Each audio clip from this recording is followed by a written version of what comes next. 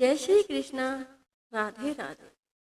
आज हम सुनेंगे सकट चौथ की कथा अर्थात चौथ माता की कथा।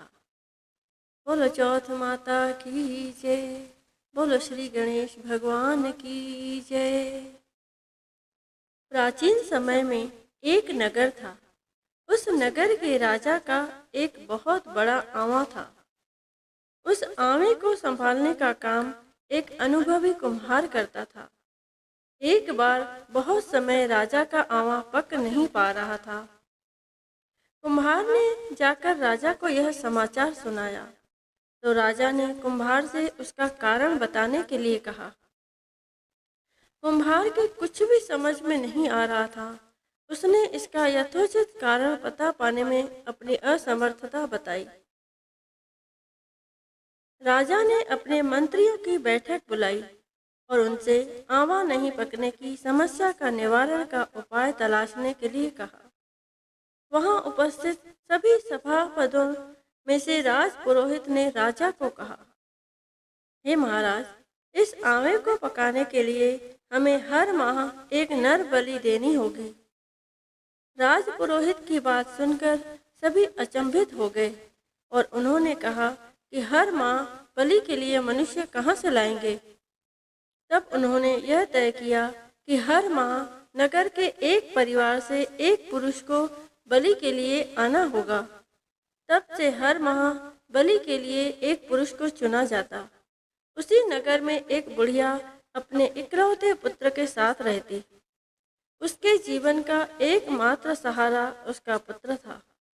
वो हर माह अपने पुत्र की लंबी आयु के लिए चौथ माता का व्रत करती थी। एक बार सकट चौथ का दिन था।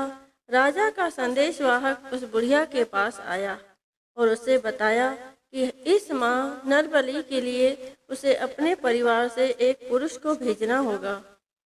यह सुनकर वो बुढ़िया शोक के सागर में डूब गई।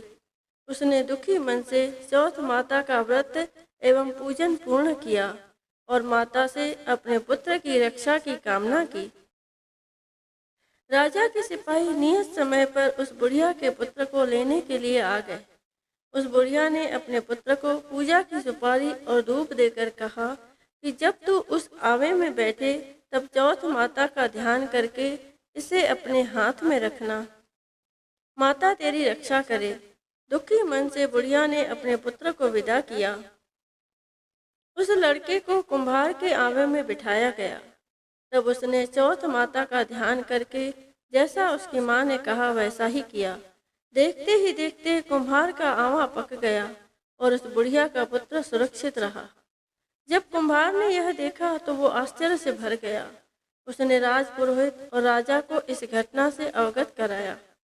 उस लड़के को सुरक्षित देखकर सबको आश्चर्य हुआ। जब सबने उससे पूछा कि तुम सुरक्षित कैसे बचे, तो उस लड़के ने बताया कि मेरी माँ ने मेरी दीर्घायु के लिए सकट चौथ का व्रत किया था। चौथ माता की कृपा से ही मैं आज जीवित हूँ। यह देखकर राजा ने पूरे नगर में सबको चौथ माता के व्रत का महात्म्य बताने का आदेश दिया। उसके बाद से उस नगर में नर बलि देना भी बंद कर दिया गया और हर घर में चौथ माता का पूजा और व्रत होने लगे। चौथ माता की महिमा अपरंपार है। वो सदा ही अपने भक्तों का कल्याण करती है। बोलो चौथ माता की जय। बोलो श्री गणेश भगवान की जय।